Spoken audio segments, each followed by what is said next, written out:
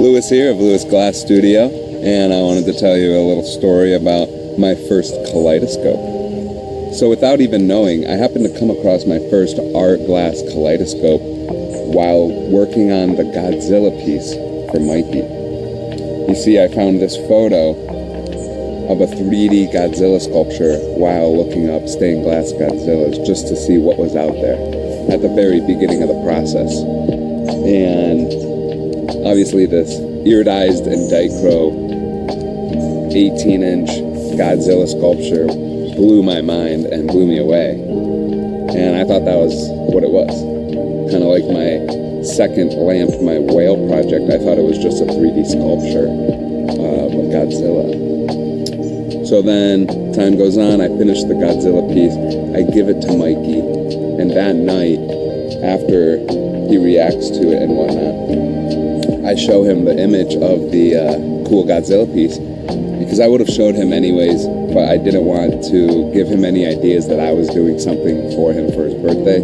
So I saved it for him, and I got to show him, and then once we started looking at it more in depth, we actually noticed that it was a kaleidoscope. I didn't even think it was at first. And that's when we stumbled across the artist Koji Yamami of Japan and his amazing mind-bending work in glass art kaleidoscopes. And so I took a lot of inspiration from him, being Japanese myself, and also seeing the capabilities that he has gotten to with kaleidoscopes and glass art is very inspiring. So thus began my journey to make my first kaleidoscope.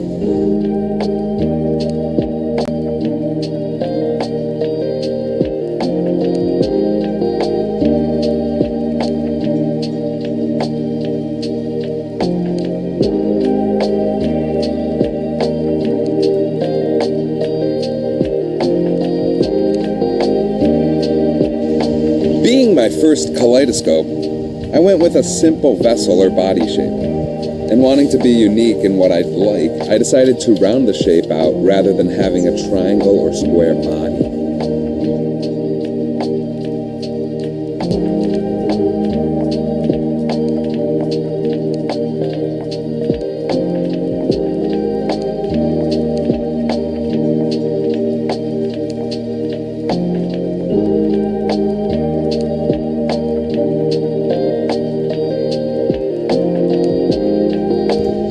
This was my first time using copper-backed foil sheets, which are great for applications such as this, where you need to cover a lot of glass easily.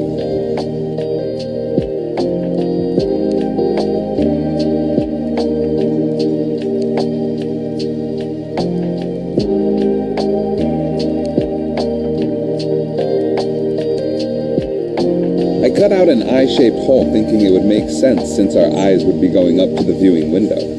What I have found since finishing is that I prefer to cut out the same size hole as the mirror system, giving the viewer the most amount of pattern possible.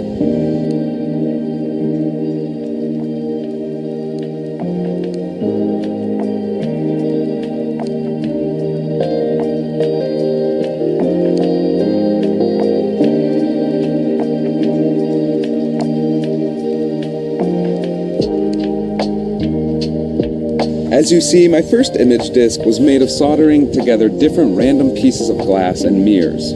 This was testing different opacities and textures. Ultimately a good test, but not my favorite because of its lopsided nature.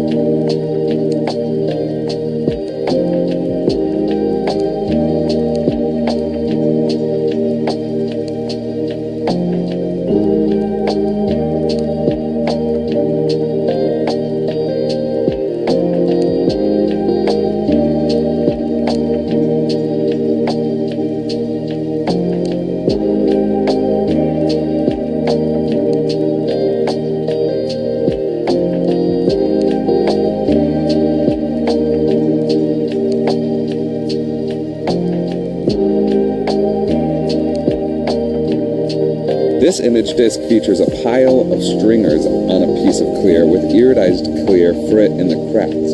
It definitely has a cool abrasive effect, but not my favorite. This is a story for another time, but I truly believe the Orca lamp that won me second in my category at the Delphi Art Glass Festival also had a hand in securing me a job at Delphi Creative Center. With that job, I now have access to our machines, but most importantly, the kilns. That is how I was able to make these image discs, by firing cathedral glass on a piece of clear and not having any dark solder lines. Here's my rainbow lollipop disc, which really lets the colors and light shine through, creating a smooth and seamless pattern.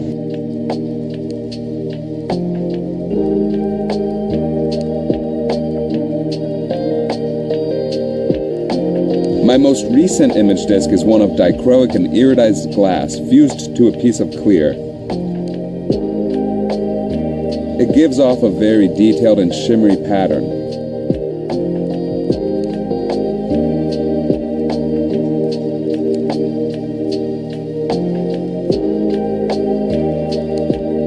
However, my favorite pattern so far is putting the last two together and letting the colors and shininess complement each other.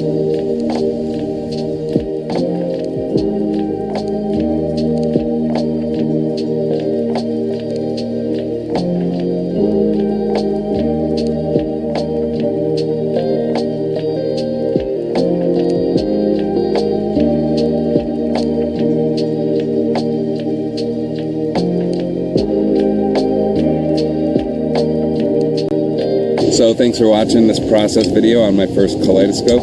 You can see more of my art on this channel and on my website, lewisglassstudio.com. And the best way to support is to leave a comment and subscribe.